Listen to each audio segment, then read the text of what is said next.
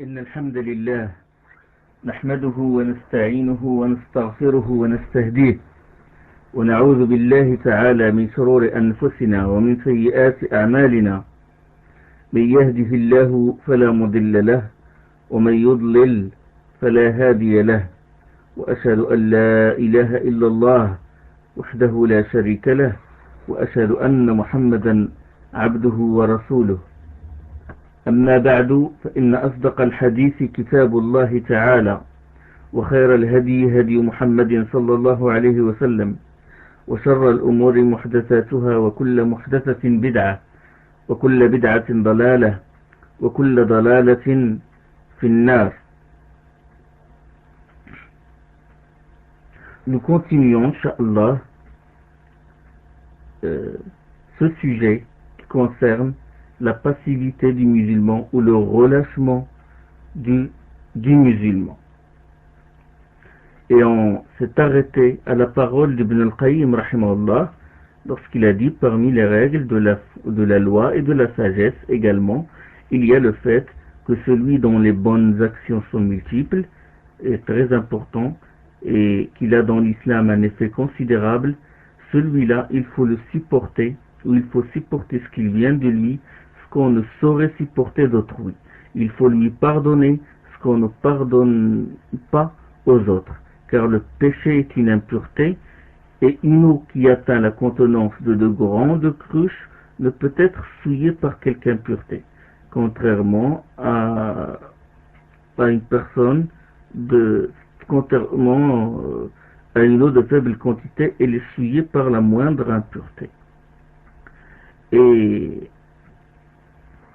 il se rapporte à cela ce qu'a dit le prophète sallallahu alayhi wa sallam à propos du compagnon Abi Balta'a radiyallahu anhu, Hatib ibn Abi Balta'a, lorsqu'il a dit: pense qu'Allah a regardé les gens de Badr et a dit: faites ce que vous voulez, je vous ai pardonné. Vous savez bien, dans la sira du prophète sallallahu alayhi wa sallam, lors de la prise de la Mecque, c'est que Hatib ibn Abi Balta'a il a commis un grand péché et il a envoyé une femme au Quraysh pour leur avertir de la venue du prophète sallallahu alayhi wa sallam, parce qu'il Hatib a peur pour sa famille qui habite la Mecque. Et ça, c'est vraiment une trahison militaire. Mais le prophète sallallahu alayhi wa sallam, il a dit à Omar, Omar a dit: donne-moi la permission pour lui couper la tête. Le prophète sallallahu alayhi wa sallam, il a dit: pense qu'Allah a regardé les gens de Badr. Hatib était un Badrite, c'est-à-dire il a participé à la bataille de Badr, et a dit: faites ce que vous voulez, je vous ai pardonné. Et c'est ce qui a empêché le prophète sallallahu alayhi wa sallam de couper la tête de celui qui l'a espionné et a commis cette grande trahison. Et le prophète sallallahu alayhi wa sallam, il a dit dans un autre hadith, il a assisté à la bataille de Badr. Ibn al-Qayyim a dit: ceci prouve que le motif de la sanction existe, mais la sanction n'a pas eu lieu du fait qu'il a vécu la bataille de Badr. Cette erreur grave a été pardonnée. Donc la personne qui a des mérites, il faut lui pardonner ce qu'on ne peut pardonner à autrui. Certaines personnes, la cause de leur relâchement, c'est qu'ils passent d'une œuvre de charité à une autre, d'une association à une autre, d'une jama'a à une autre. Chaque jour, il a un minhaj et une conduite. Il commence à travailler aujourd'hui, puis il le laisse au profit d'un deuxième. Et à la fin, à force d'avoir cette attitude, il tombe et il se lasse quand il a essayé tous les domaines. Si au début il a choisi le domaine dans lequel il excelle, ou le domaine qui convient à sa nature, il se procurera un bien énorme. Donc le fait de passer d'une œuvre à une autre, sans être stable, sans se maintenir sur une voie, et sans connaître très bien ses objectifs, sans fixer ses objectifs et œuvrer selon une seule voie, cela, ça fait tomber dans la lassitude et dans le relâchement. Et Ibn al-Qayyim rahimahullah, il a dit: le riche, voilà, il C'est-à-dire chacun a ses mérites, chacun a un domaine où il excelle, dans lequel il peut contribuer mieux que s'il est dans un autre domaine.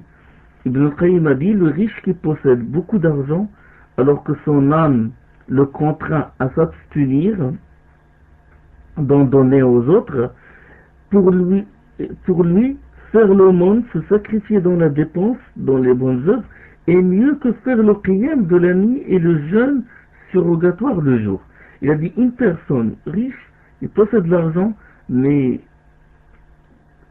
il est l'avarie ou le shaitan aussi, ou son âme, le contraint à ne pas sortir de l'argent. Ibn Qayyim dit, ce riche-là, il doit donner l'argent. Pour lui, c'est mieux de donner l'argent que de prier la nuit, que de faire qiyam layl, ou que de jeûner, de faire le jeûne surrogatoire. Donner pour lui, c'est mieux. Il dit, de même l'homme fort, connu pour sa bravoure, et l'homme que l'ennemi redoute, celui-là sa présence dans le rang des combattants de jihad pendant 1 heure, et son combat contre les ennemis de Dieu valent mieux que le pèlerinage, le jeûne, l'aumône et toutes ces œuvres-là. Donc pour lui, pour quelqu'un qui est fort, il a une expérience dans le combat et tout, il sait manier les armes. Pour cette personne, il vaut mieux qu'il soit avec ses frères dans le jihad au lieu de... son jihad, il vaut mieux que son pèlerinage ou le jeûne ou l'aumône ou les actes surrogatoires. Et il dit Ibn al-Qayyim aussi, celui qui connaît la sunna, il connaît le licite et l'illicite, il connaît les voies du bien et du mal, le fait qu'il se mélange aux gens, qu'il côtoie les gens, il fréquente, les enseigne, leur donne des conseils dans la religion, vaut mieux que de se retirer d'eux pour se consacrer à la prière, la lecture du Coran et le dhikr. Donc un savant qui connaît la sunna, le licite et l'illicite, les voies du bien et du mal, donc pour lui, il vaut mieux qu'il se mélange aux gens, il faut qu'il les fréquente, il faut qu'il se consacre à eux au lieu de se consacrer à la prière ou au dhikr, lecture du Coran.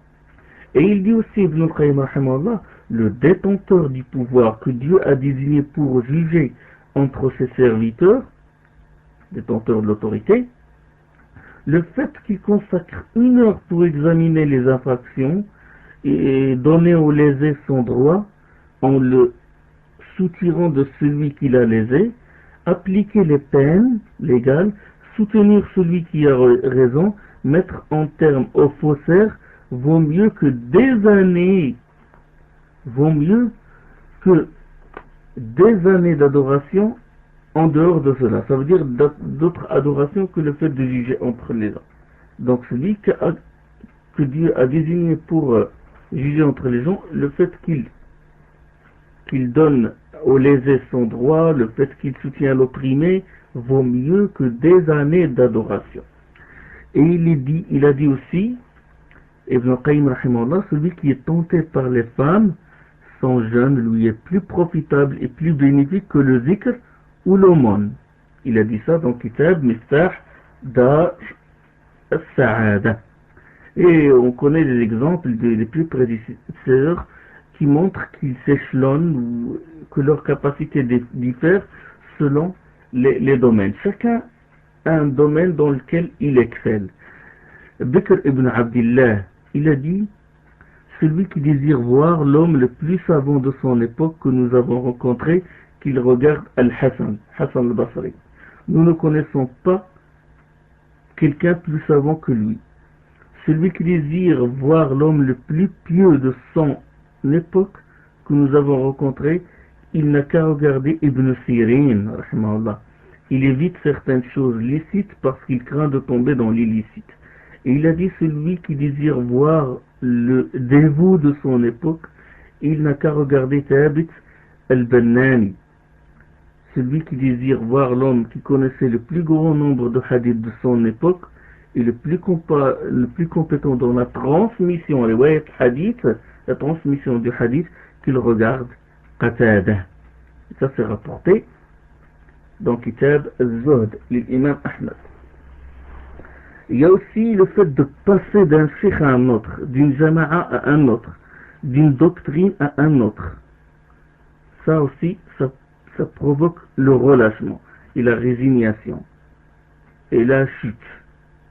Omar ibn Abd al-Aziz, le calife abbasside bien guidé, a dit: celui qui expose sa religion aux disputes multipliera les déplacements jusqu'à se lasser et abandonner tout le bien, où on arrivera au désarroi, au scepticisme et à douter de tout ce qui l'entoure.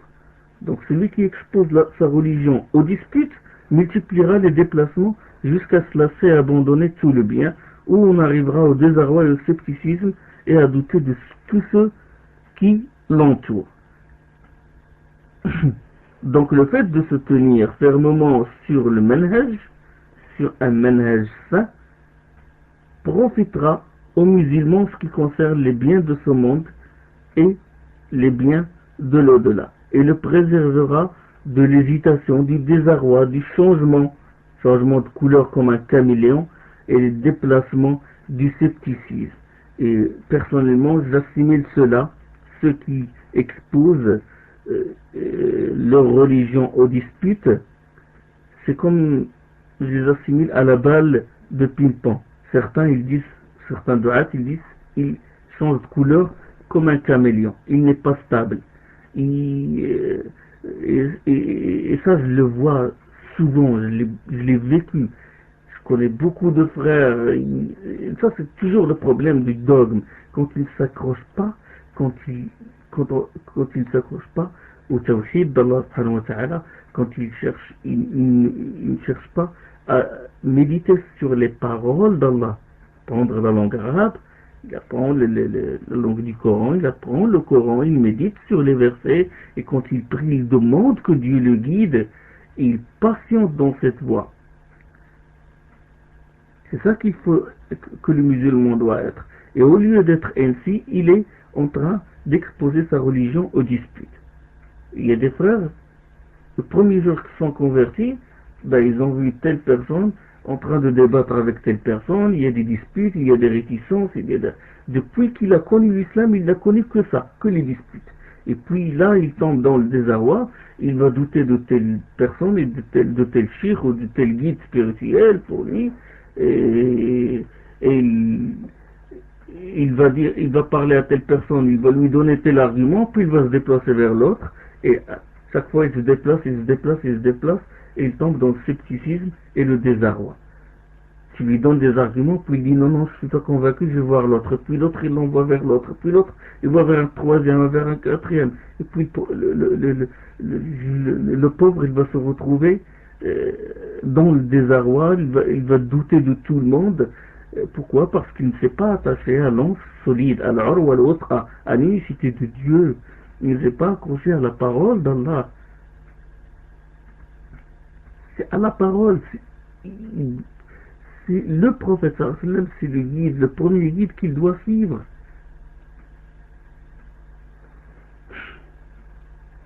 Donc cette personne-là risque de tomber facilement. Il est dans le doute, tu lui parles, tu lui donnes des arguments, il dit non, je suis pas satisfait, écoute, je vais appeler mon frère et tu vas débattre avec lui, et moi je vais juger entre vous deux, et qui a raison, qui a tort.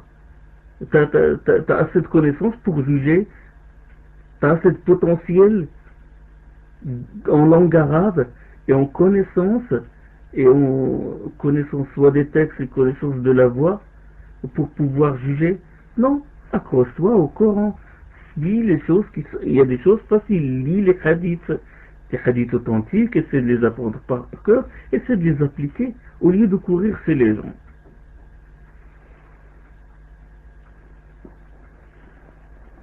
La vérité est une.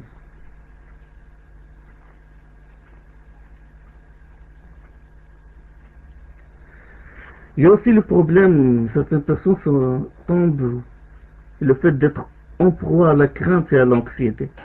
Et ça, c'est un grand problème aussi. C'est d'être en proie à la crainte et à l'anxiété vis-à-vis des humains. Et qu'au lieu d'observer les prescriptions de Dieu, il observe les gens. C'est-à-dire, au lieu de craindre Allah, il craint les gens. Au lieu d'espérer en Allah, il espère en les gens. Satan l'envahit avec les suggestions, avec le waswas, il pensera que dans chaque acte qu'il fait, qu'il est surveillé et qu'il risque la prison. Il y en a qui sont tellement hantés par ces wasawis, par ces suggestions de shaitan, qu'ils abandonnent l'acte salutaire. Il y en a qui ont abandonné carrément la prière collective parce qu'ils ont peur, et on nous surveille, etc. Ils ont abandonné l'ordre du bien et le pourchas du mal, et jusqu'au point où ils ont fini par s'habituer à voir le mal sans le changer, leur foi elle baisse et ils tombent dans le relâchement. Ils sont hantés, ça c'est surtout chez certaines personnes, chez certaines sectes aussi, ils sont hantés par ce problème-là. Ils se croient suivis, épiés partout. Allah subhanahu wa ta'ala يقول إنما ذلكم الشيطان يخوف أولياءه فلا تخافوهم وخافون إن كنتم مؤمنين. Le Très-Haut a dit, ce n'avait été là que Satan vous faisant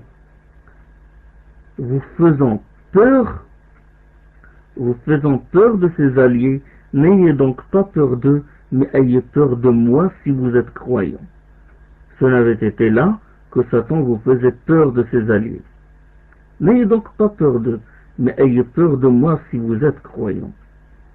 Dans Surat Al-Imran, Ibn al-Qayyim, il a dit, tant que le serviteur témoigne que son toupet, son front, et les toupets des créatures sont tenus par la main de Dieu l'unique, sans associé.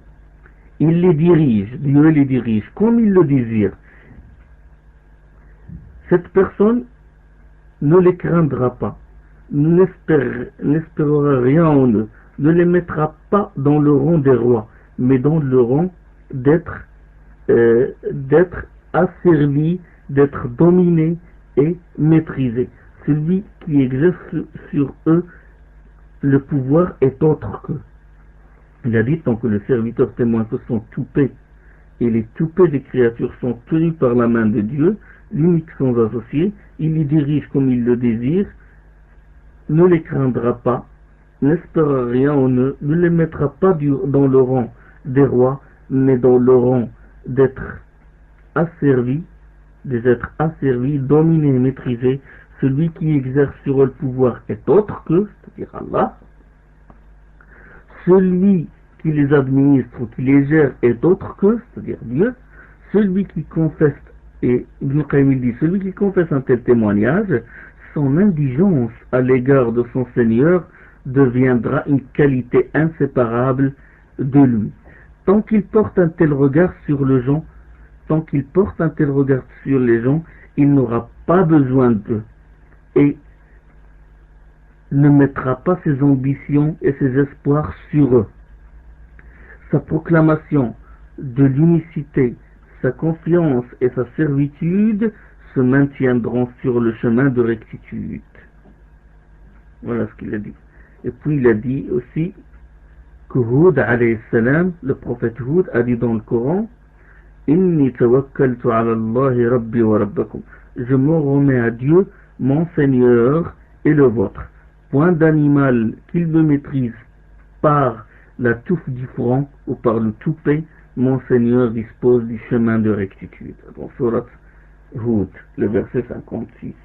Donc quelqu'un qui est sûr, il a la conviction que Dieu tient tout le monde, les gère, les administre. Cette personne ne doit pas les craindre. Il doit craindre Allah subhanahu wa ta'ala. Cela ne doit pas l'arrêter dans la contribution, dans la da'wah, dans la contribution, dans la propagation de l'islam. Il a dit également, Ibn al-Qayyim, il a dit, c'est certainement t'oublier toi-même et te détourner de Dieu, de voir ce qui met Dieu en colère et de passer à côté sans rien ordonner et sans rien empêcher, juste parce que tu as peur de celui qui ne détient pour lui-même ni dommage ni avantage. Kitab al-Jawab al-Kafi. C'est certainement t'oublier toi-même et te détourner de Dieu, de voir ce qui met Dieu en colère et de passer à côté sans rien ordonner, sans rien empêcher. Juste parce que tu as peur de celui qui nous détient pour lui-même, ni dommage ni avantage.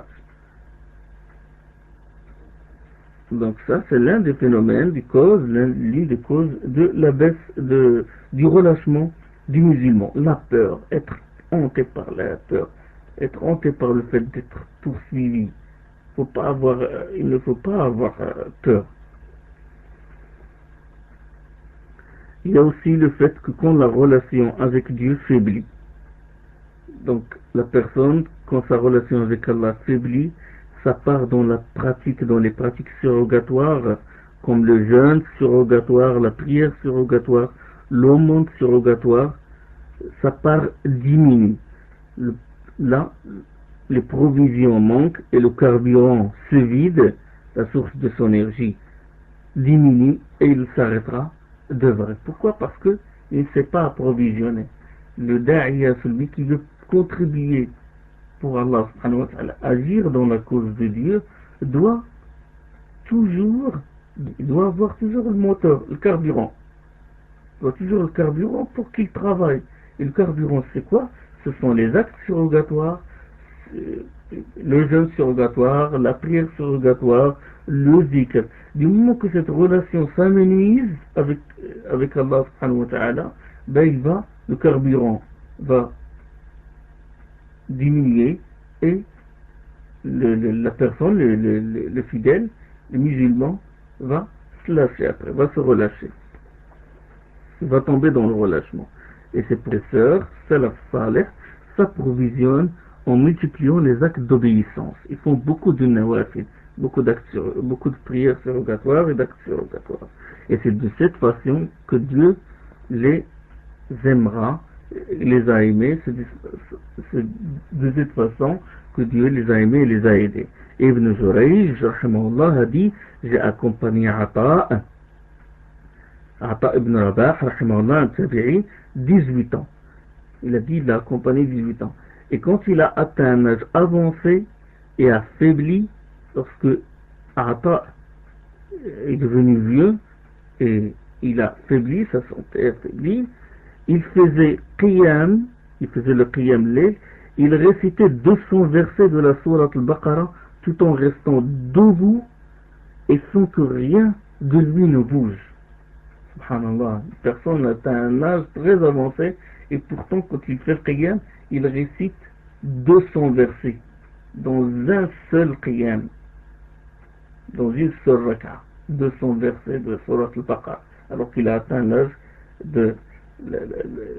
avancé. Ça c'est rapporté dans Kitab Sir A'lam Nubala. Donc il s'approvisionne de qiyam al-layl, il s'approvisionne des actes surrogatoires, de l'aumône, comme ça, pour avoir suffisamment d'énergie pour contribuer à l'islam, pour contribuer dans la propagation. Il y a aussi un grand problème, c'est le mariage. Et ce problème arrive surtout à ceux qui se sont mariés tard.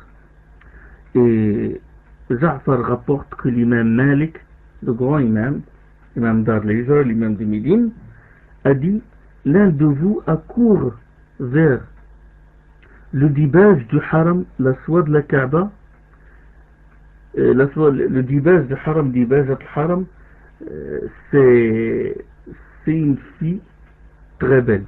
Ils assimilent par exemple une fille très belle à la soie de la Kaaba. Et l'imam Malik, il a dit, l'un de vous accourt vers une fille très belle pour se marier avec elle, ou vers une jeune fille que ses parents ont engraissée et l'ont fait vivre dans le luxe, jusqu'à ce qu'elle ressemble, jusqu'à ce qu'elle soit tendre comme du beurre. Ça, c'est ce que dit l'imam Malik, rahimahullah. Il dit, l'un de vous sont prêts pour se marier avec une très belle fille, la soie de la Kaaba, ou sont prêts pour se marier avec une jeune fille que ses parents ont engraissée et l'ont fait vivre dans le luxe jusqu'à ce qu'il est devenu tendre comme du beurre. Et il a dit, il se marie avec elle et elle occupe tellement son cœur qu'à chaque fois il lui dit, qu'est-ce que tu désires, qu'est-ce que tu désires, et elle lui répond, je désire telle chose, je désire un voile, Hassani, Khimar Hassani, c'est un tissu précieux de l'époque, et qu'est-ce que tu désires encore, tu veux que je t'apporte? Et elle répond, je veux telle chose et telle chose. Et Malik, l'a ajouté, il a dit, par là, elle va affaiblir la foi de ce chercheur de science qui aurait dû se marier avec une pauvre orpheline. Il l'habillera et il en sera récompensé. Au lieu de se marier avec une fille comme ça, il se marie avec une fille qui est orpheline, et Allah subhanahu wa ta'ala lui donnera de la récompense par le fait qu'il l'a nourri, il l'a habillé. Ça c'est rapporté par Kitab Zul Imam Ahmad. Donc le mariage est aussi un problème. Et beaucoup de frères, avant leur mariage, ils œuvraient. Ils étaient très très actifs. Mais après le mariage, ils sont devenus vraiment passifs. On ne les voit plus. C'est leur foi dépendu du mariage.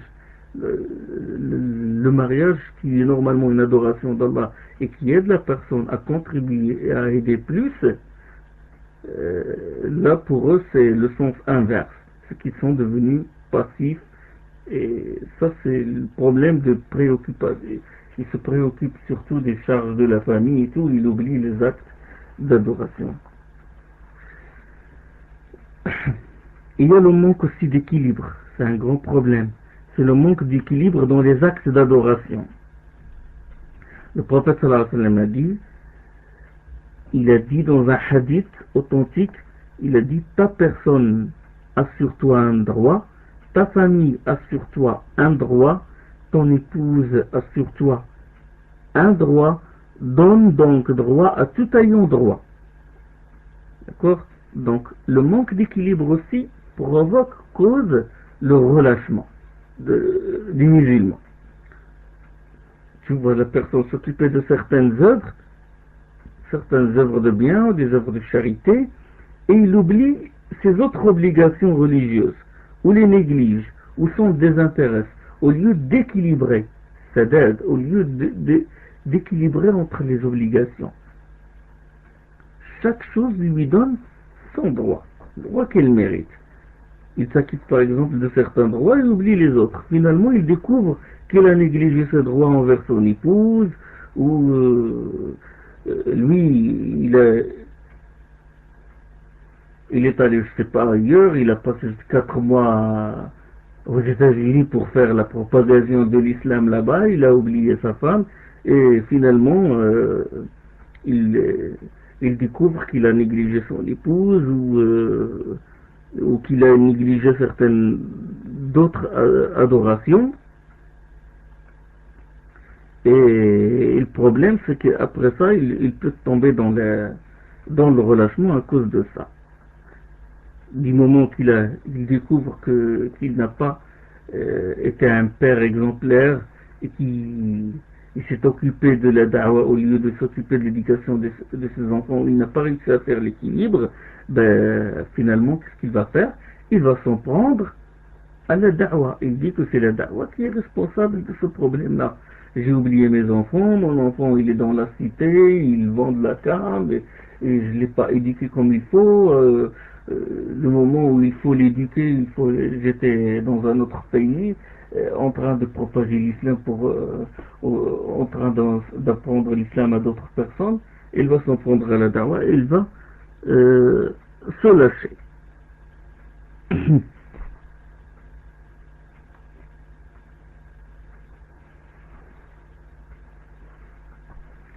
Il y a aussi le fait de s'ingérer dans un travail qui ne correspond pas à sa responsabilité, ou à son caractère, ou à ses capacités. Certaines s'ingèrent dans un travail qui ne correspond pas à leur personnalité et à leur capacité, même à leur mentalité aussi, et lorsqu'ils échouent, ils se sentiront abattus et abandonneront tout.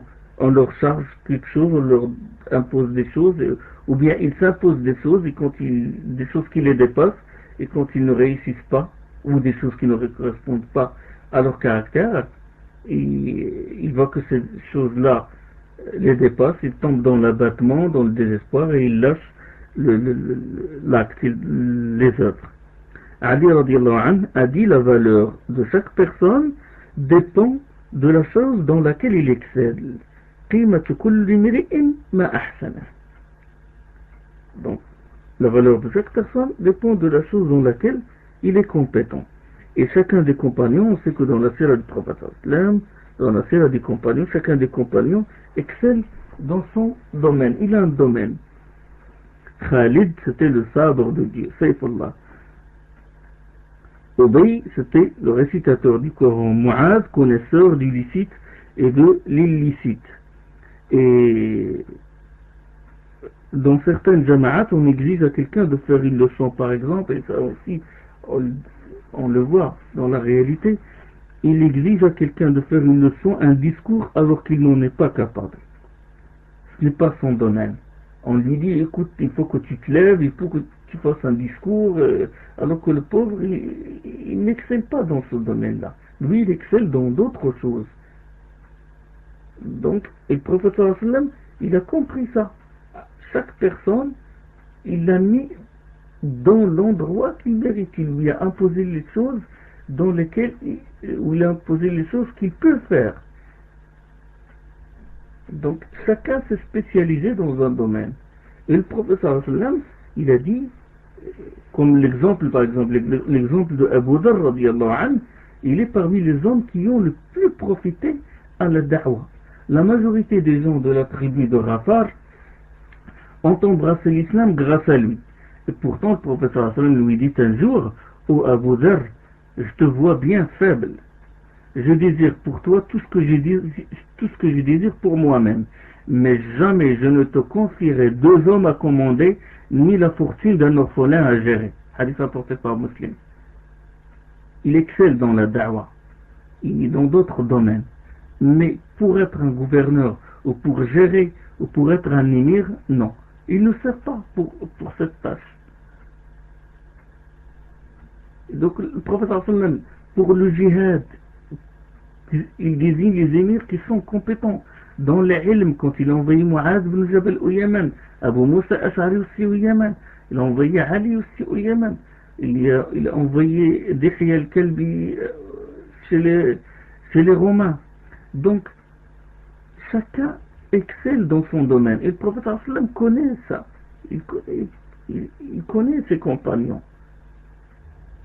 Donc, il ne faut pas imposer à une personne une tâche qu'il ne peut pas faire.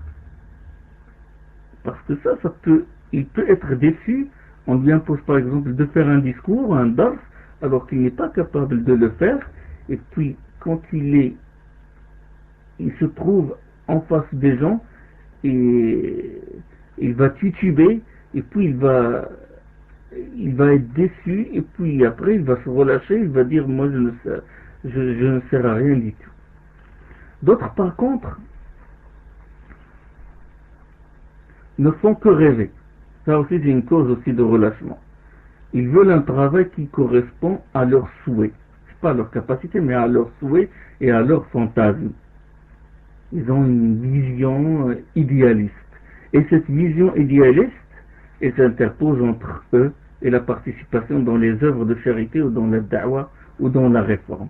Certains frères mettent des projets qui sont irréalisables. Ils veulent être, je sais pas, il y a des frères, ils veulent être Albanie en France, c'est-à-dire Albanie en même temps Albanie français, ou Ben Baz français, où ils cherchent des choses imaginables.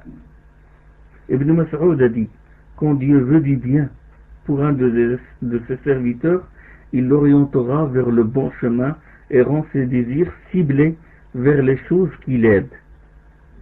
Il lui apprend ce qui lui est utile. Donc, Kitab al-Ibana. Ibn Mas'ud a dit, quand Dieu veut du bien pour un de ses serviteurs, il l'orientera vers le bon chemin et rend ses désirs ciblés vers les choses qui l'aident, c'est-à-dire les choses qui l'aident dans l'adoration, dans l'acte salutaire, et lui apprend ce qui lui est utile. Certains aussi veulent voir le fruit de leur travail le plus vite possible. Ils s'impatientent, ils veulent cueillir vite le fruit. Et ils voient que le chemin est long. Ils fléchissent. Ils disent non, on a tout fait, regardez ce qu'on a fait, et puis il n'y a aucun résultat. on fait les réunions, les doros et tout, et puis il n'y a pas beaucoup de frères qui viennent, où il dit notre da'wah ne donne pas, les gens ils suivent ailleurs, ils suivent leur passion, ils suivent les autres sectes, et nous on déclare les vérités, et pourtant ils ne suivent pas. Akhi, le résultat n'appartient qu'à Dieu. Le prophète sallallahu alayhi wa sallam œuvrait toute sa vie, était un combat continuel, toute sa vie, mais sans attendre le résultat. Et même Allah subhanahu wa ta'ala lui dit que nous te fassions voir une partie de ce dont nous les menaçons, ou que nous te fassions mourir avant cela, ton devoir est seulement la communication du message, et le règlement de compte sera à nous. À toi incombe la communication, seul incombe à nous le compte. Donc, nous devons faire parvenir le message, la vérité aux gens, propager et contribuer, mais le fruit, nous ne devons pas attendre le fruit, parce que le fruit, le compte appartient à Allah subhanahu wa ta'ala. L'imam Ibn al-Qayyim rahimahullah a dit dans son ouvrage Al-Fawaid, il a dit: un indifférent qui s'étonnait de voir un homme user son énergie dans le bien, il lui dit: jusqu'à quand tu travailles, tu œuvres ou tu agis ainsi? Et puis la réponse fut aussitôt: c'est son repos que je cherche. Un homme indifférent, un rafil, on dit en arabe, il s'est étonné de voir un homme user son énergie dans le bien. Il travaille jour et nuit, il œuvre. Et puis il lui dit: jusqu'à quand tu te fatigues? Jusqu'à quand tu fatigues ton âme? Et la réponse, il fut aussitôt: c'est son repos que je cherche. Je cherche le repos de cette âme-là. Donc il faut œuvrer. Pourquoi? Parce que nous cherchons son repos. Et le résultat appartient à Allah subhanahu wa ta'ala. Nous ne devons pas s'impatienter, nous ne devons pas chercher à accueillir le fruit le plus tôt possible.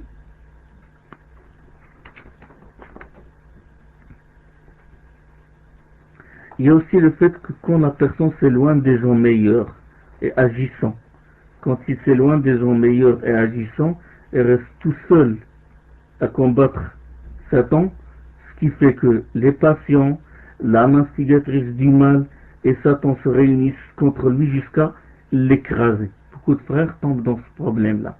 Ils s'éloignent du milieu, des milieux où il y a des frères qui agissent et des gens meilleurs. Ils s'écartent d'eux. Et quand ils s'écartent, ils sont victimes de Shaitan et de l'âme instigatrice du mal et des passions et des ambiguïtés, et puis jusqu'à ce qu'ils soient écrasés sur ce point-là. Et c'est ça le secret du hadith du prophète sallallahu alayhi wa sallam. Le loup mange la brebis qui s'éloigne du troupeau. Innama ya'kulu al-dhi'bu al-qasiya. Hadith sahih rapporté par Ahmed, Abu Daoud et Nasa'i. Et ça, c'est un grand problème. Beaucoup s'écartent.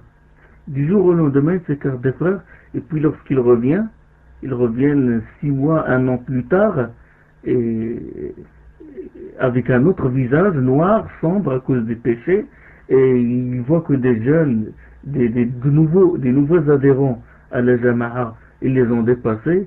Ils ont appris la langue arabe, ils ont appris beaucoup de hadith, masha'Allah, ils ont une lumière dans leur visage, et puis ils voient le fossé ou le grand décalage entre eux et ces frères-là. Ils sont déçus, puis ils continuent à tomber dans le relâchement. Donc il faut toujours rester lié aux gens meilleurs et agissants. Il ne faut pas s'éloigner d'eux, parce que si la foi tombe, pour la reprendre, c'est dur, c'est difficile. Muhammad ibn Wasi', rahimahullah, l'un des grands salafs, a dit: il ne reste rien de cette vie qui m'apporte de la satisfaction, excepté la prière commune et la rencontre des frères. Dans la vie, il ne lui reste rien qui a son goût, sauf la prière dans le jama'a et la rencontre des frères. comme c'est rapporté dans Kitab al-Zuhd de l'imam Ahmed. Et Hassan al-Basri a dit, il ne reste dans cette vie que 3 choses. Un frère dont la fréquentation t'apporte du bien, lorsqu'il dévie de la voie, il te corrige, avoir comme subsistance quoi me suffire pour ne dépendre de personne, et une prière dans laquelle tu es à l'abri de la distraction et tu en seras récompensé. Comme c'est rapporté dans Tarikh Baghdad. 3 choses, il a dit, qui restent dans cette vie-là. Sinon, il préfère mourir. Un frère dont la fréquentation apporte du bien, lorsque tu dévies de la voie, il te corrige, et avoir suffisamment de subsistance pour ne dépendre de personne, pour ne pas tendre la main aux autres, et une prière collective dans laquelle tu es à l'abri de la distraction, parce qu'on sait que la personne, quand il prie seul, il est distraité, et il a dit, tu es à l'abri de la distraction et tu en seras récompensé, parce que la récompense est 27 fois plus que la récompense de la prière individuelle. Et les frères, ils doivent faire attention à ça. Ils ne doivent pas disparaître du jour au lendemain. Ils pourraient y apparaître des mois plus tard avec un autre visage et avec plein d'ambiguïté, et ils découvrent que leurs frères les ont dépassés, et puis ils n'arrivent plus à s'acclimater, et ils lâchent la prise facilement. Il y a aussi le fait d'avoir des pensées stériles. Certaines personnes ont tellement des pensées stériles qu'ils tombent aussi facilement dans le relâchement et qui deviennent passifs. Et l'un des symptômes de la passivité des musulmans, c'est avoir des pensées stériles. Comme quoi les domaines de la da'wah sont limités à un nombre fixe et que tous ces domaines sont pleins aujourd'hui, ou qu'il est incompétent dans ces domaines, ou d'autres prétextes jusqu'à ce qui fait qu'il se relâche facilement. Il n'essaie pas de penser à d'autres moyens, ou il trouve que ces moyens sont difficiles et les abandonne. Certains voient que la da'wah se limite aux conférences. Certains, quand tu lui dis, il faut contribuer, il faut aider tes frères, il faut propager l'islam, lui dans sa tête, c'est que la propagation de la foi, la da'wah se limite aux conférences, aux prêches, aux discours dans la mosquée, à la publication des cassettes, des livres. Stop. Pour lui, ça s'arrête là. Et le pauvre, il a oublié les autres moyens. Que la da'wah, on peut faire la da'wah en étant un bon modèle pour les autres. La bonne parole, l'ordre du bien pour ça du mal, le bon comportement, la douceur, le sourire est une da'wah. Donc celui qui pense que quelqu'un peut occuper toutes les voies de la da'wah, il a certainement pensé du mal d'Allah subhanahu wa ta'ala. Et il n'a pas évalué Allah au vrai de sa valeur. Celui qui dit que les domaines de la da'wah sont limités, il n'a pas évalué Allah au vrai de sa valeur. Allah subhanahu wa ta'ala dit, ceci est mon chemin, j'appelle à Dieu dans la clairvoyance, moi et tous ceux qui me suivent. Gloire à la transcendance de Dieu, je ne suis pas des associateurs, ou je ne fais pas partie des associateurs. Et dire que les moyens de la da'wah sont limités signifie attribuer à Allah l'imperfection et penser que la lumière de Dieu est limitée. Et bien, c'est ça le secret du verset. Le verset, qu'est-ce qu'il dit? Dit, ceci est mon chemin. Ceci est mon chemin. J'appelle à Dieu dans la clairvoyance. Voilà. Ma voix, qu'est-ce qu'elle est? Ma voix consiste à appeler les gens vers Allah, pas vers ma jama'a, pas vers ma secte. Je les appelle à Dieu. D'accord? Dans la clairvoyance, c'est-à-dire en me basant sur des preuves évidentes, en me basant sur la science. Pas dans l'ignorance, mais dans la clairvoyance. Moi et tous ceux qui me suivent. C'est-à-dire moi, le prophète sallam, et tous ceux qui me suivent dans le bel agir. Gloire à la transcendance de Dieu. Pourquoi gloire à la transcendance de Dieu et je ne suis pas des associateurs? Pourquoi cette partie du verset est là? Quelle est la relation entre la gloire à la transcendance et appeler à Dieu?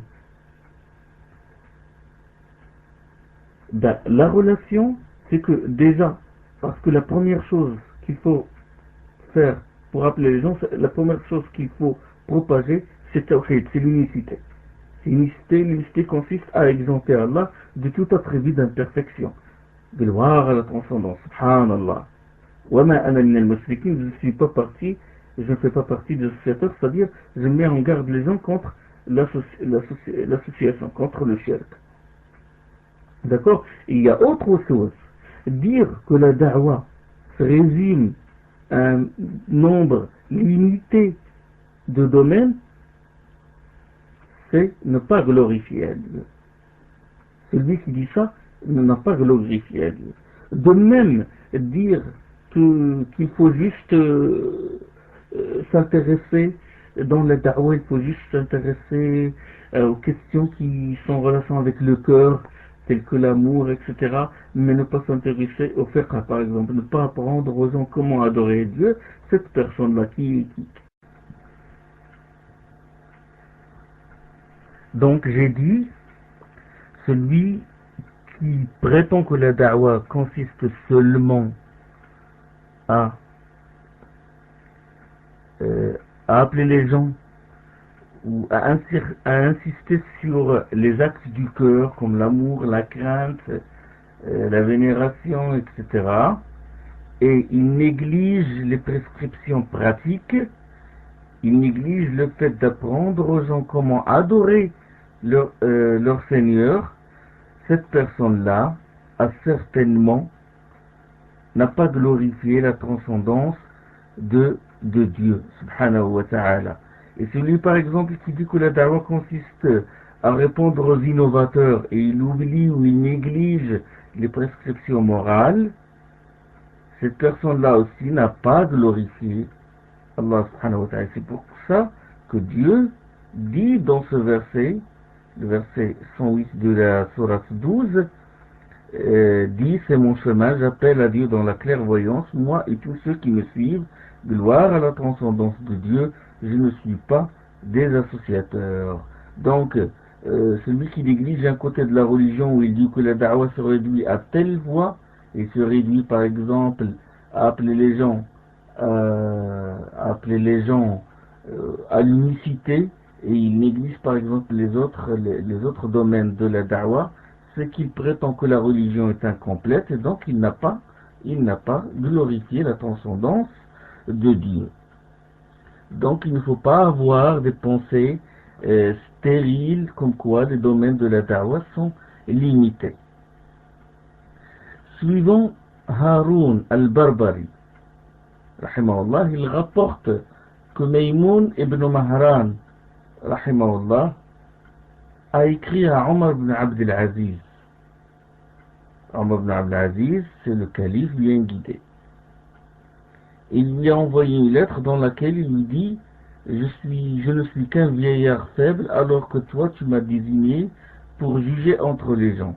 Et Maymoun ibn Mahran, il occupait le poste de responsable sur le tribut, sur la capitation, sur ce qu'on appelle kharaj, c'est-à-dire l'impôt qu'on prend des gens qui vivent sous le gouvernement musulman, des gens non musulmans, c'est ce qu'on appelle Ahl Zimma, et qui paient la capitation ou un impôt. Lui, il s'occupait de ça, il s'occupait de ces revenus-là, comme le ministre des Finances, par exemple. Il occupait ce poste-là et il occupait en même temps il occupe en même temps le poste de juge. Et il s'est plaint, il a envoyé la lettre, il dit à Omar ibn Abd al-Aziz, dans laquelle il lui dit je ne suis qu'un vieillard et tu as ajouté à le poste que j'occupais une autre responsabilité. Et Omar ibn Abd al-Aziz lui a répondu, il lui a dit je ne t'ai pas imposé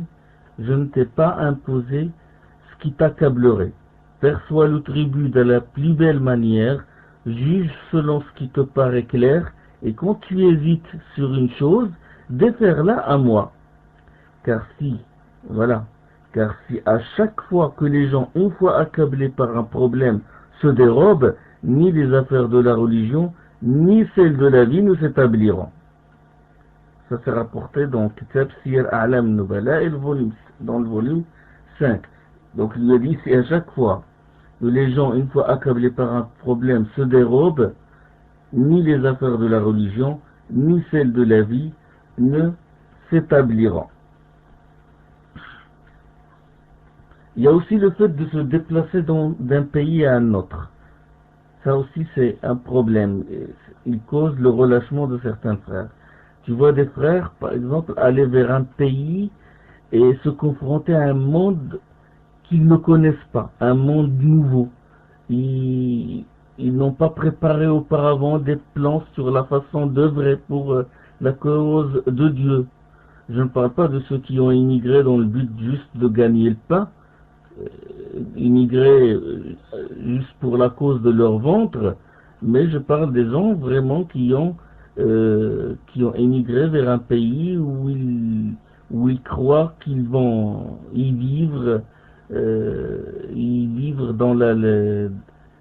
dans la sécurité, ils peuvent y pratiquer leur culte librement. Et des fois, les frères, ils vont dans un pays, ils ne réfléchissent pas sur les moyens de la da'wah qui conviennent à ce nouveau monde. Et ils ne connaissent pas les règles de ce pays-là, ils ne connaissent pas leurs lois, les us et les coutumes des gens, ce qui fait qu'ils se découragent et le frère, il éprouve un sentiment d'abattement et risque d'abandonner les actes d'obéissance et ne contribue plus au domaine de la da'wah. Certains frères aussi s'attachent à un pays et ils se battent pour y aller et y résider sous prétexte qu'il est meilleur ou que le pays dans lequel il réside ne mérite pas qu'il y reste, lui et ses semblables.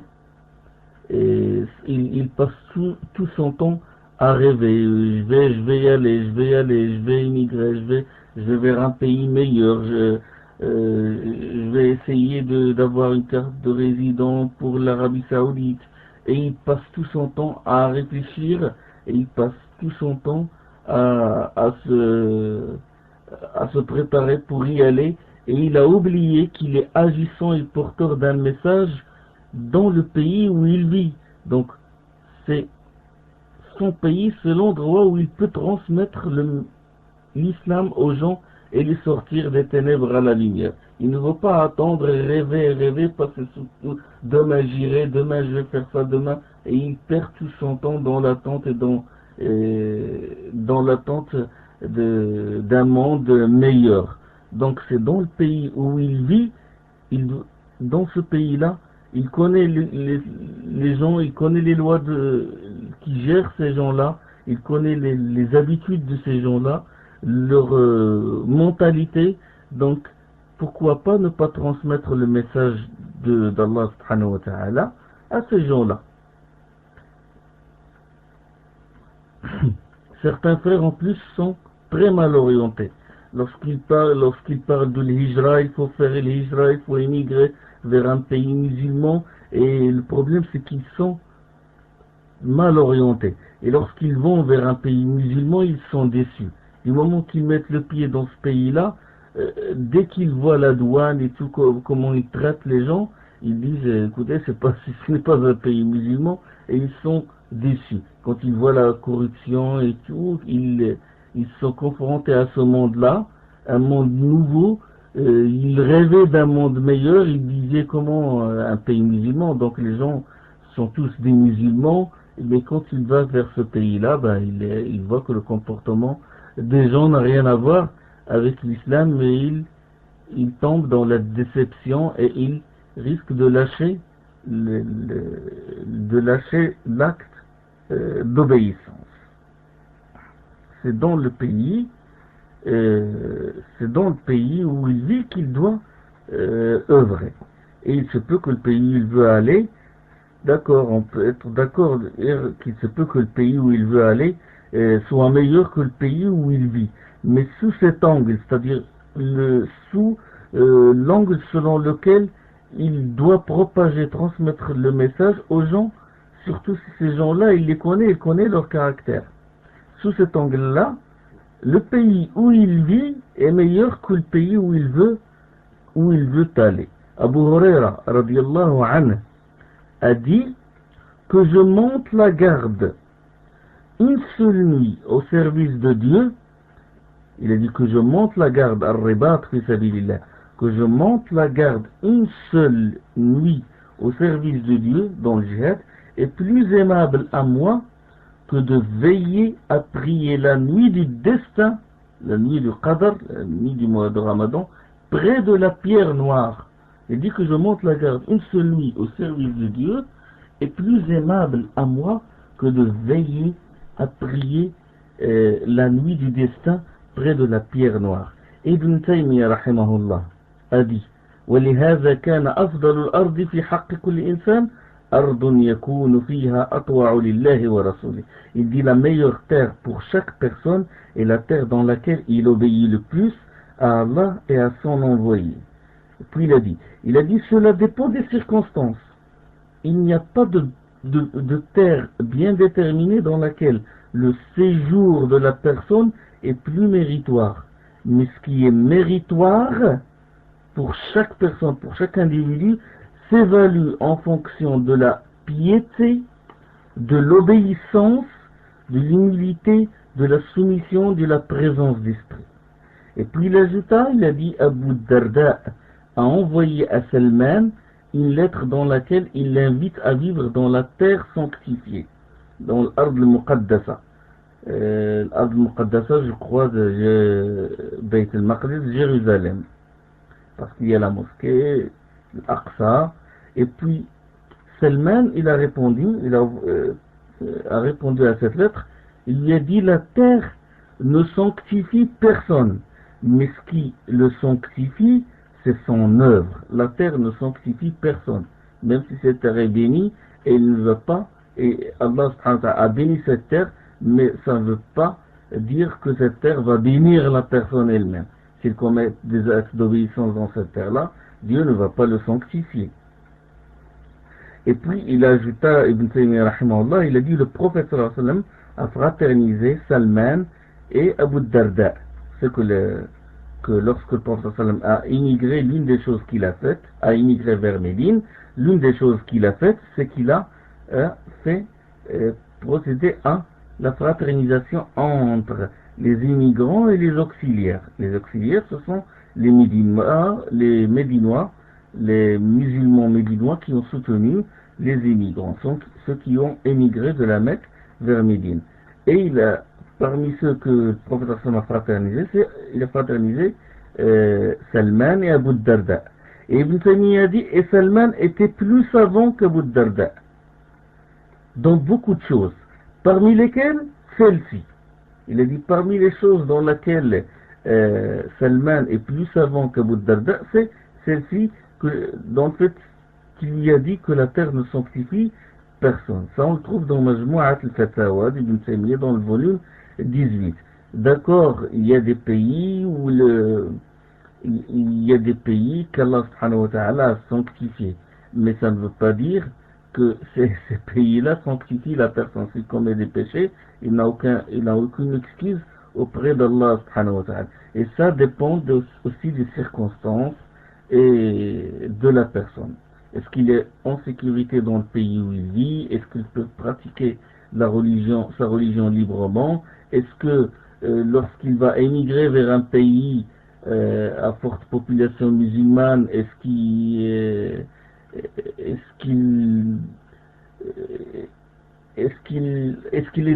a déjà suffisamment d'argent pour y vivre, parce obligatoirement il va être confronté à un pays, il ne connaît pas comment les choses marchent, donc il y a beaucoup de choses qu'il doit il doit faire beaucoup de dispositions, il doit préparer ses plans pour émigrer vers le pays où il veut. Il ne faut pas qu'il y va comme ça, sans plan, sans bien réfléchir, juste parce que les gens lui ont dit que ce pays-là est mieux, etc. Donc il doit vraiment faire ses dispositions pour ne pas être déçu.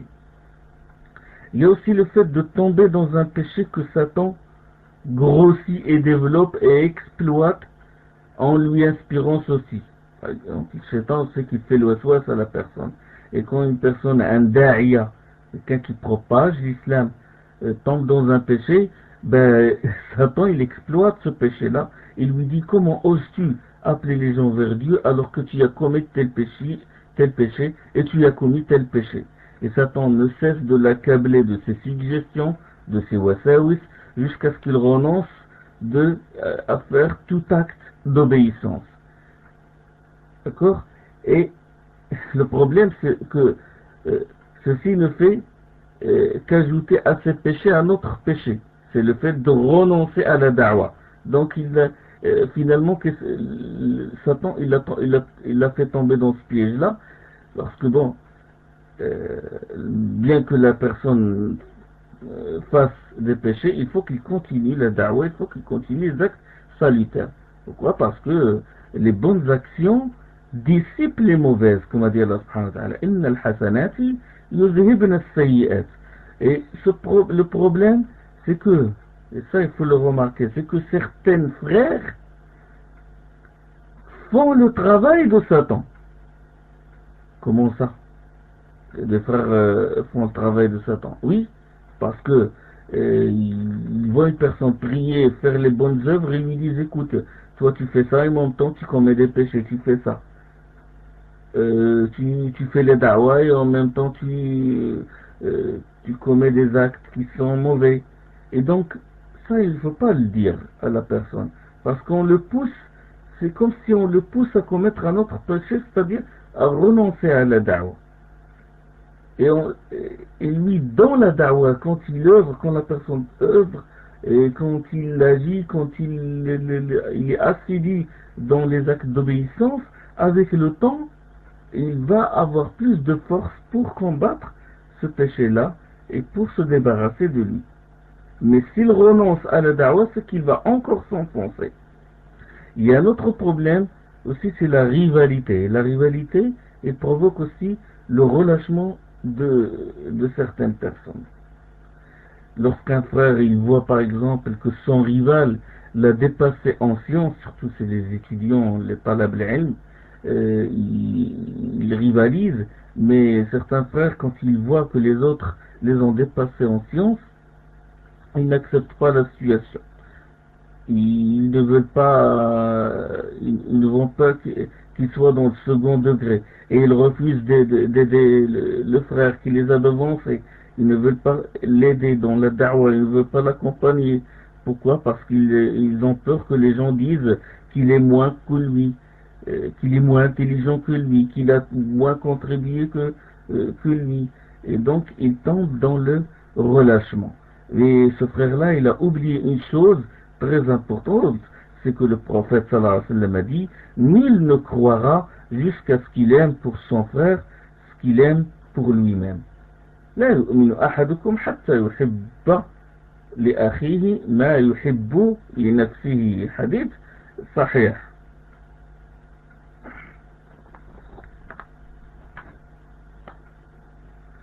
Il y a aussi un problème, un autre problème.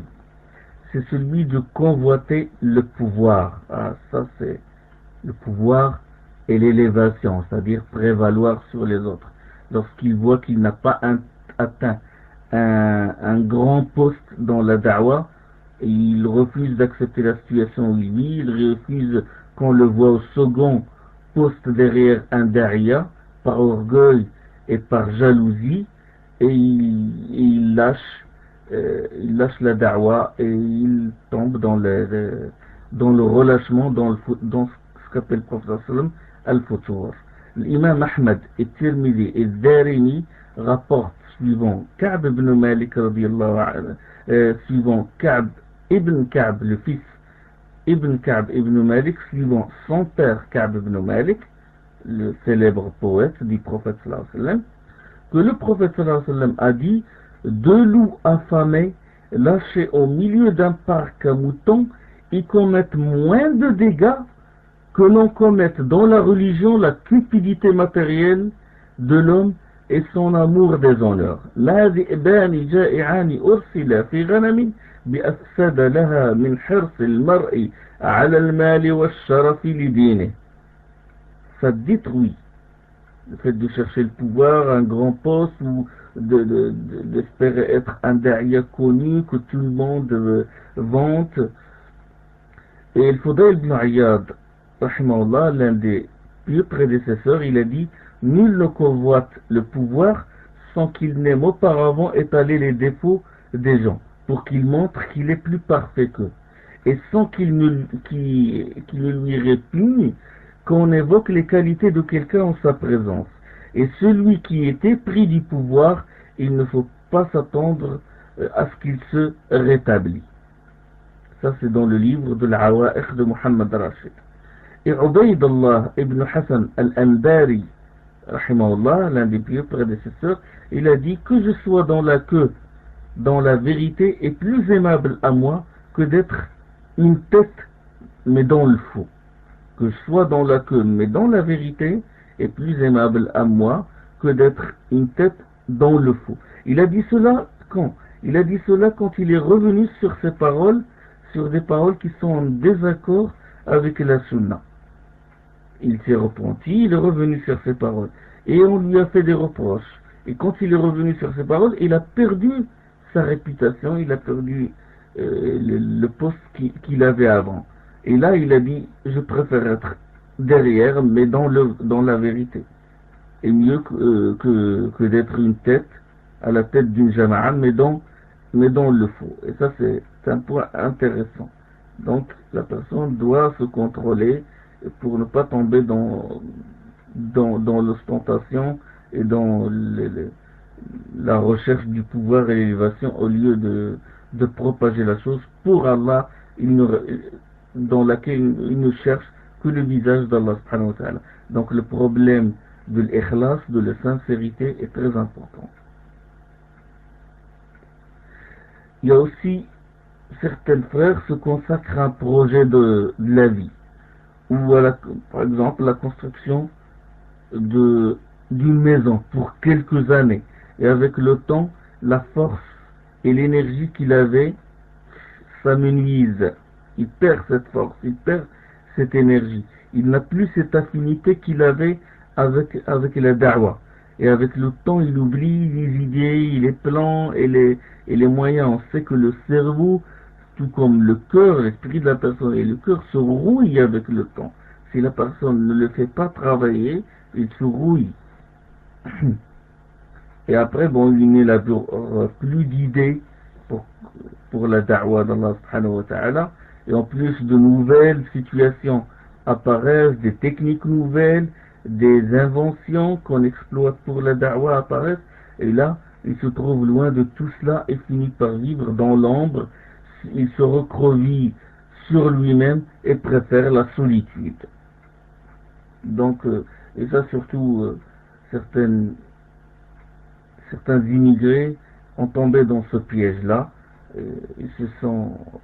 Ils ont passé des années à faire des projets, à construire des maisons au bled, et 20 années de soucis, de problèmes, et durant les 20 années, il a oublié sa religion, et quand il se réveille, à l'âge de 60 ans, il découvre que les gens l'ont devancé, et il découvre qu'il n'a rien appris, il découvre qu'il n'a rien fait de bon. Et il risque de se recroqueviller sur lui-même. L'imam Tirmidhi et Abu Daoud rapportent, suivant Aslam, Abu Imran, qui a dit: nous étions dans une ville romaine. On nous a fait sortir un grand rang de combattants romains. Un rang d'un nombre, il a dit, on était dans une ville byzantine, chez les Romains, c'était dans le djihad, et il a dit: on nous a fait sortir un grand rang de combattants romains. Et puis il a dit: un rang d'un nombre égal ou plus de combattants musulmans s'avança vers eux pour les affronter. Et il a dit, l'émir de l'Égypte à l'époque était Uqba ibn Amir, et l'émir de la troupe était Fadal ibn Ubayd. Soudain, un des combattants musulmans fondu sur le rang des Romains. Il a fondu sur le rang des Romains. Et les musulmans crièrent, subhanallah, il s'est lancé de ses propres mains dans la destruction. Lorsqu'ils ont vu ce frère-là, ce combattant-là, fondre sur le rang des Romains, des combattants romains, les musulmans, ils ont dit, subhanallah, il s'est lancé de ses propres mains dans la destruction. Et Abu Ayyub al-Ansari, radiyallahu anhu, le compagnon du prophète sallallahu alayhi wa sallam, se leva et dit aux gens, vous donnez une autre interprétation à ce verset. Le verset, c'est-à-dire le verset de la sourate Al-Baqarah, quand Allah subhanahu wa ta'ala dit, faites dépenses sur le chemin de Dieu, ne vous lancez pas de vos propres mains dans la destruction. Donc, eux, ils ont fait allusion à ce verset-là, que Allah subhanahu wa ta'ala, il nous interdit de nous lancer de nos propres mains dans la destruction. Quand ils ont vu ce combattant rentrer dans le rang pour combattre tout seul les mécréants romains, ils ont dit il s'est jeté dans la destruction. Et là, Abu Ayyub les a corrigés. Il a dit, écoutez, ce verset se révélait à notre sujet. Notre sujet, nous les auxiliaires, l'Ansar, les Médinois. Il a dit quand Dieu rendit l'islam puissant et que ses adhérents augmentèrent en nombre, les uns dirent aux autres à basse voix, les auxiliaires, il a dit nous les auxiliaires, nous nous sommes dit à basse voix et en absence du prophète sallallahu alayhi wa sallam, ils se sont dit, écoutez, nos biens avaient subi beaucoup de dégâts et maintenant que Dieu a rendu puissant l'islam et que ses adeptes se sont multipliés, pourquoi ne pas essayer de rétablir nos biens? Et alors là, Abu Ayyub, il a dit, Dieu, il fit descendre à cette occasion sur son prophète sallallahu alayhi wa sallam le verset qui réplique à ce que nous nous sommes dit, qui répond aux auxiliaires. Et il a dit à Allah subhanahu wa ta'ala, faites dépenses sur le chemin de Dieu, wa anfiqu fi sabilillah, ne vous lancez pas de vos propres mains dans la destruction. Et il a dit, la destruction était en réalité le fait de s'occuper de nos biens pour les rétablir et d'abandonner le combat. C'est ça la destruction. Il les a corrigés. Ce n'est pas de se lancer ou de fondre sur l'ennemi, le combattre, ce n'est pas de la destruction. Ce n'est pas de la destruction. La destruction, c'était de rester chez soi et de s'occuper de son argent et d'essayer de l'investir, de faire des investissements. C'était ça la destruction, il a dit. Il a dit, c'est le fait de s'occuper de nos biens pour les rétablir, abandonner le djihad, c'était ça la destruction. Et le rapporteur a dit que Abu Ayyub n'a cessé depuis de combattre dans le sentier d'Allah jusqu'à ce qu'il fût enterré dans la terre des Romains. L'importance du djihad, c'est pour cela que la majorité des compagnons n'ont pas été enterrés à la Mecque ni à Médine. Ils ont été enterrés en dehors de la Mecque, c'est-à-dire pour propager l'islam. Il y a aussi le fait d'abandonner l'acte à cause de problèmes qui ont surgi ou de situations complexes. Et le frère, il attend que le climat se calme ou que la situation, il attend la délivrance. Il espère que la situation de Rorba, la situation d'étranger que vit l'islam et que vivent les musulmans, se dissipe. Et il attend. Pourquoi tu ne fais pas le da'wah? Pourquoi tu ne contribues pas dans une jama'a? Pourquoi tu n'aides pas les frères pour construire une mosquée ou une école? Il dit, écoutez, la situation est dure, on est surveillé, etc. Et il attend, il dit, on attend jusqu'à ce que ça se calme. Et il a oublié, le frère, que ce n'est pas dans la paresse ni dans le sommeil que cette situation se délivrera. De cette situation d'étranger que vivent l'islam et les musulmans se dissipera. Il ne s'est pas posé la question comment Abu Bakr, Omar radiallahu anhum, et les autres compagnons radiallahu anhum ont sorti de cette situation. Est-ce qu'ils se sont contentés d'attendre ou est-ce qu'ils se sont levés et ont usé toute leur énergie pour s'en délivrer? Ibn Taymiyyah rahimahullah, il a dit Il a dit beaucoup de gens, quand ils voient quelque chose de blâmable, ou quand ils voient le changement en mal de la situation des musulmans, ils manquent d'audace, se montrent faibles, poussent des lamentations, comme font les gens qu'une catastrophe a frappé, alors que c'est déconseillé de le faire. Au contraire, il ajoute Ibn Taymiyyah, l'homme doit faire preuve de patience, doit s'en remettre à Dieu, tawakkul ala Allah. Il doit rester fermement attaché à la religion. Il doit croire en Allah, avec ceux qui se prémunissent et les bel-agissants, avec le muttaqin ou le muhsinin. Là, il répète une partie d'un verset qui se trouve à la fin de Sourate les abeilles.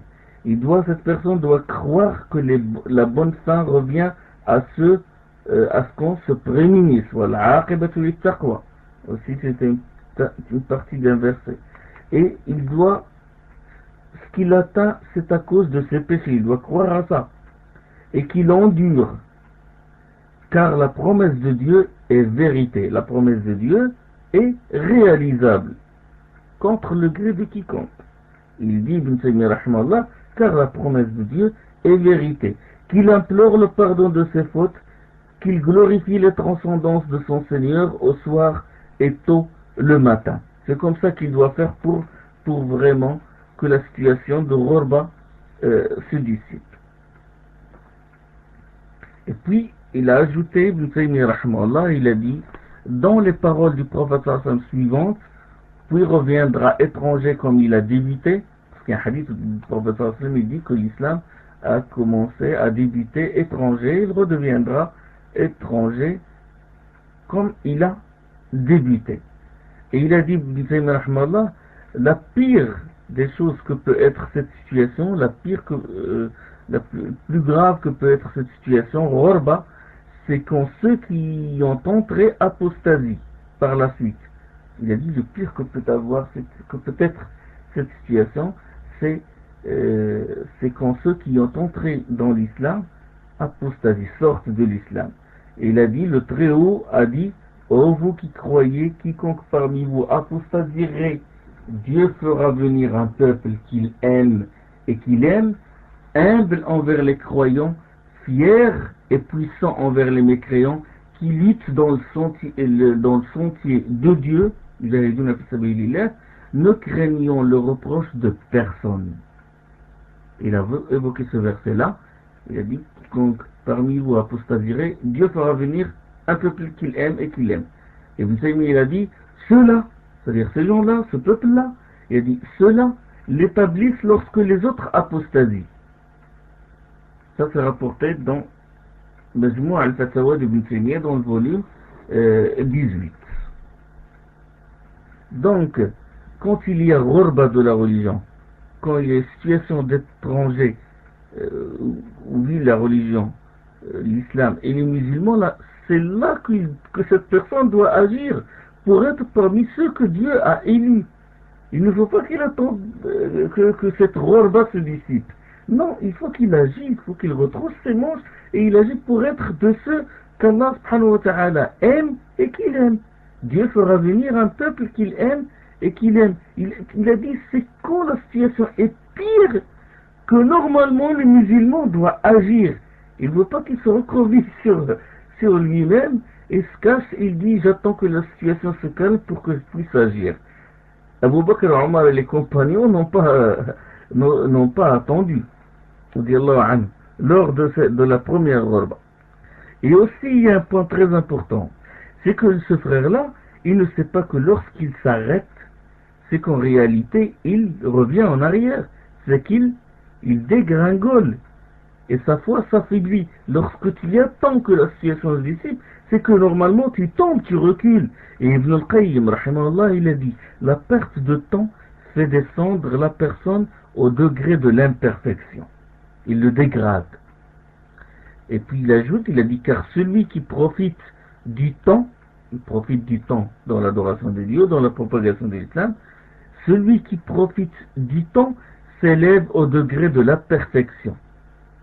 Quand il perd son temps, ce n'est pas un point d'arrêt qu'il marque, mais il régresse. Méditez sur ce que dit Ibn al-Qayyim rahimahullah. Il dit quand la personne perd son temps, il n'est pas debout, il n'est pas inerte, mais il est en train de perdre et de revenir en arrière. C'est qu'il régresse. Et il a dit, il n'y a pas dans la nature, ni dans la charia, un arrêt. Il n'y a pas d'arrêt. Il n'y a pas une situation d'inertie, ni dans la nature, ni dans la charia. Ce ne sont que des étapes qui se succèdent rapidement pour aboutir soit au paradis, soit à l'enfer. Et il dit, on distingue soit quelqu'un qui va vite, soit quelqu'un qui va lentement, soit quelqu'un qui va en avant, soit quelqu'un qui va en arrière. Et il n'y a pas dans le chemin quelqu'un qui est en arrêt. Il est debout sans bouger, sans mouvement. Mais il diffère, il dit toujours, mais il diffère selon les directions qu'ils prennent. Il y en a qui vont dans le bon sens, il y en a qui vont dans le contre-sens. Il dit, mais il diffère selon les directions qu'ils prennent et selon les vitesses. Il y en a qui vont lentement et il y en a qui sont prêts, qui l'emportent par les heures, qui vont rapidement. Il donne la preuve dans le Coran. Il dit, le Très-Haut a dit, c'est là qu'une horreur sans égale, en porteuse d'alarme aux humains, à quiconque parmi vous se propose d'aller de l'avant ou de revenir en arrière. إنها لإحدى الكبر نذيرا للبشر لمن شاء منكم أن يتقدم أو يتأخر. إنها لإحدى الكبر. Là il parle de l'enfer Saqar. Il a dit c'est une porteuse d'alarme aux humains. À quiconque veut méditer, à quiconque parmi vous se propose d'aller de l'avant ou de revenir en arrière. Ça c'est dans Surat Al-Muddathir. Et puis il a dit, et il n'a pas évoqué, c'est-à-dire Allah n'a pas évoqué celui qui est inerte, qui est debout, car il n'y a pas d'endroit entre le paradis et l'enfer. Il n'y a pas de chemin qui mène vers une destination autre que les deux demeures. Il n'y a que le paradis et l'enfer. Et celui qui n'avance pas vers celle-ci, par les bonnes actions, c'est-à-dire qu'il n'avance pas vers le paradis, obligatoirement il recule vers celle-là, c'est-à-dire vers l'enfer, par les mauvaises actions. Ça c'est rapporté, il a dit ça dans Kitab Madarij Salikin, le volume 1, la page 267. Et on revient toujours au dogme, l'aqida. Pourquoi il a dit ça? Il a dit la personne soit il avance, soit il recule. Et il n'y a pas d'arrêt. Il n'y a pas de station d'inertie. Il a dit ça pour répondre au Murji'a, pour répondre à une secte qui dit que la personne, oui, il y a une personne qui n'a fait aucun acte salutaire et il est debout et pourtant il entre au paradis.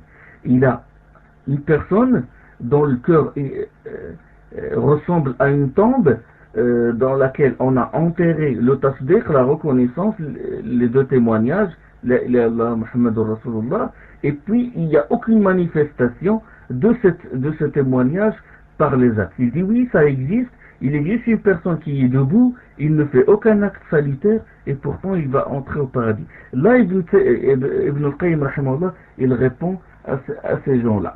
Et là, il y a une ambiguïté que proposent ces gens-là, c'est qu'ils se basent sur le hadith qu'Allah subhanahu wa ta'ala va sortir de l'enfer celui qui n'a fait aucun acte salutaire. Mais le problème, c'est la mauvaise interprétation de ce hadith-là. Certainement, ce sujet-là de l'iman est long, mais je vais répondre juste par quelques phrases. C'est que celui qui n'a rien fait de bon, comme disait Ibn Khuzayma rahimahullah dans Kitab al-Tawhid, il a dit, les Arabes ils disent quand quelqu'un n'a rien fait de bon, c'est qu'il ne l'a pas fait de façon parfaite. Ça veut dire que cette personne, il a agi, il a œuvré, il a fait quelque chose de bien, mais il l'a fait d'une façon incomplète. Il a dit هذه اللفظة لم يعمل خيرا قط من الجنس الذي تقول العرب بنفي الاسم عن الشيء لنقصه من التمام والكمال لا على ما أوجب عليه وأمر به. Et ça c'est un grand savant, celui-là c'est un grand savant salaf. Il a dit quand ceux qui n'ont rien fait de bon, ça ne veut pas dire qu'ils n'ont rien fait carrément, mais ils ne l'ont pas fait de façon parfaite. Et il y a beaucoup de preuves, il y a beaucoup d'arguments qui vont dans ce sens, comme le hadith qui est rapporté par le Bukhari, et la personne qui est entrée dans la mosquée et qui a mal fait la prière. Il a mal fait la prière, il est allé voir le prophète sallam, il lui a fait le salam, puis le prophète sallam, qu'est-ce qu'il lui a dit? Il lui a dit, retourne prier car tu n'as pas prié. Cette négation veut dire qu'il n'a pas prié carrément. Si la personne, il s'est prosterné, il a fait le recours, il est sujoud. Et le prophète sallam, il a dit, il n'a pas prié, tu n'as pas prié. Ça veut dire quoi? Ça veut dire que tu n'as pas bien prié. Ça veut dire que tu n'as pas prié de façon parfaite. Donc, ils n'ont fait, ils n'ont fait aucun acte salutaire, signifie qu'ils ne l'ont pas fait de façon parfaite, de la façon qui est aimée par Allah subhanahu wa ta'ala. D'accord? D'autres hadiths, il y a beaucoup de hadiths qui vont dans ce sens. C'est le hadith par exemple de celui qui a tué les 99 personnes, et puis il est allé, il a cherché quelqu'un il a demandé aux gens de l'orienter vers le plus savant de cette terre pour qu'il s'enquérir auprès de lui, pour lui dire est-ce que Dieu peut me pardonner. Il a tué les 99 et lorsque le savant lui a dit oui, Allah ne ferme jamais la porte du repentir, et il est allé vers le pays, lorsqu'il lui a dit va vers ce pays-là où il y a des adorateurs d'Allah, va et rejoins ces gens-là et adore Allah avec eux, Dieu te pardonnera. Et lorsqu'il est allé, il a fait quelques pas, il est mort. Là, les anges du châtiment, ils ont dit à son propos, ils ont dit que cette personne n'a rien fait de bon. Il n'a rien fait de bon. Les anges ont dit que cette personne n'a rien fait de bon. Mais réellement, est-ce qu'il a fait quelque chose de bon? Oui, il l'a fait. Cette personne, il a demandé aux gens, il est allé voir les gens, il leur a dit, montrez-moi l'homme le plus savant de cette terre. Et il est allé le voir. Et lorsqu'il lui a donné la fatwa, il a obéi. Et il a quitté ce savant-là et il s'est dirigé vers ce pays-là. Il a fait des actes. Il a fait des actes salutaires. Mais il ne les a pas fait de façon, il n'a pas complété son travail. Donc il faut bien comprendre ce texte-là. Là, je fais ça entre parenthèses pour dissiper cette ambiguïté et qu'Allah m'aide pour consacrer à ce sujet un dars spécial.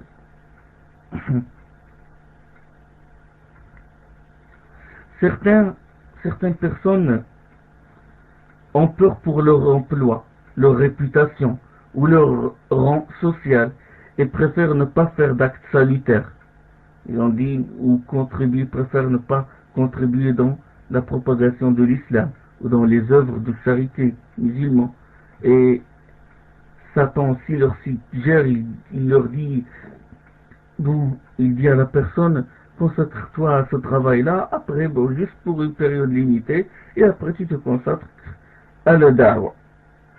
Il lui suggère ça, mais c'est pas que cette personne, lorsqu'il s'écarte, lorsqu'il s'éloigne du groupe de la jama'a, et lorsqu'il s'éloigne, lorsqu'il ne fait pas d'acte salutaire, c'est qu'il va s'enfoncer jusqu'à tomber dans la perdition.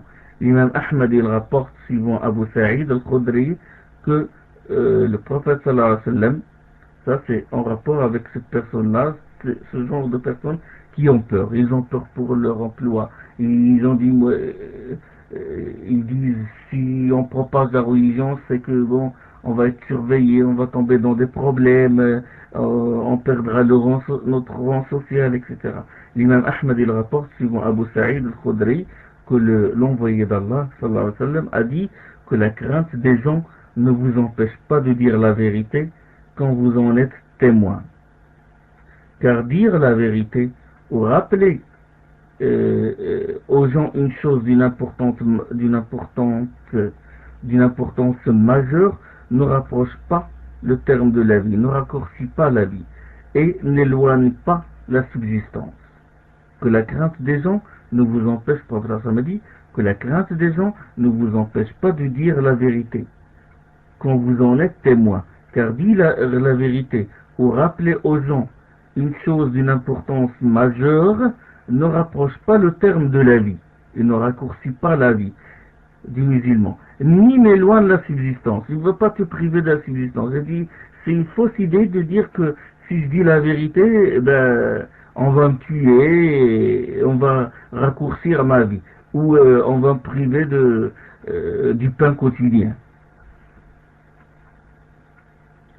Il y a aussi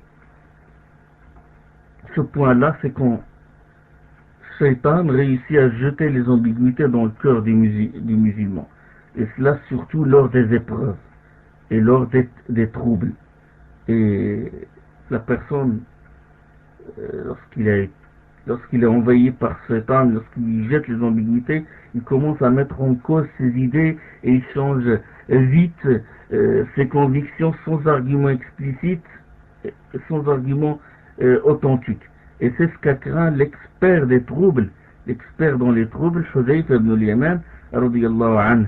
Lorsqu'Abu Saïd al-Ansari lui a dit « Fais-moi une recommandation, enseigne », il lui a répondu, Hudayf lui a répondu que l'égarement, le vrai égarement, ad-dalala, haqq ad-dalala, l'égarement, le vrai égarement, c'est que tu approuves ce que tu blâmais auparavant et que tu blâmes ce que tu as prouvé auparavant. Il lui dit, mets-toi en garde contre le changement de couleur dans la religion, car la religion de Dieu est une. Et donc ça c'est très important. Lors des épreuves, lors des troubles, il y a des gens qui changent de couleur. Il y a des gens, surtout ceux qui sont, par exemple, il y a des frères par exemple qui sont accrochés à un imam, à un cheikh, ils le côtoient, ils le fréquentent. Dès que cet imam meurt, ils se dispersent, ils se divisent, ils mettent en cause ce qu'il a dit. Il y a des